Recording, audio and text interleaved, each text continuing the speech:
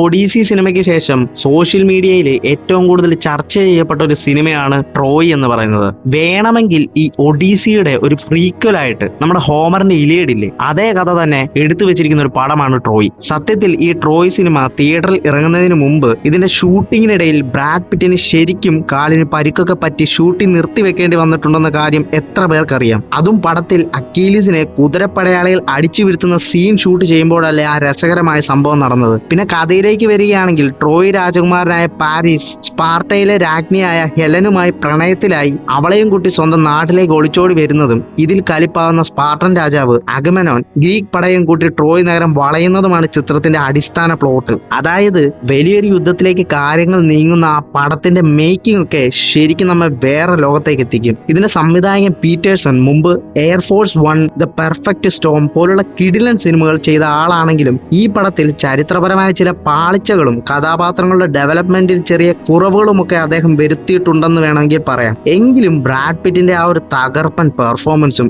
Eric ban അവതരിപ്പിച്ച hectare എന്ന കഥാപാത്രത്തിന്റെ ആത്മാർത്ഥതയും സിനിമയുടെ വലിയൊരു പ്ലസ് പോയിന്റ് ആയി മാറുന്നുണ്ട്. ടെക്നിക്കൽ വശങ്ങളിലേക്ക് നോക്കുമ്പോൾ ആ കൂറ്റൻ മതിൽക്കെട്ടുകളും യുദ്ധരംഗങ്ങളും ഒക്കെ ഗംഭീരമാണെങ്കിലും ആർട്ടിഫിഷ്യലായി തോന്നുന്ന ചില വിഷ്വൽ എഫക്ട്സും പടത്തിന്റെ ലെങ്ത് കൂടുതൽ നീണ്ടുപോകുന്നതുമൊക്കെ ചെറിയ രീതിയിൽ നമുക്ക് ബോറടിപ്പിക്കാറുണ്ട്. എനിക്ക് വ്യക്തിപരമായി തോന്നിയത് ഇത് തിയേറ്ററിൽ കാണേണ്ട ഒരു ആക്ഷൻ വിഷ്വൽ ട്രീറ്റ് തന്നെയായിരുന്നു. പക്ഷേ ഈ സിനിമ OTT അവൈലബിൾ ആയതുകൊണ്ട് തന്നെ സമയമുണ്ടെങ്കിൽ തീർച്ചയായും കാണാൻ പറ്റുന്ന സിനിമ തന്നെയാണ്.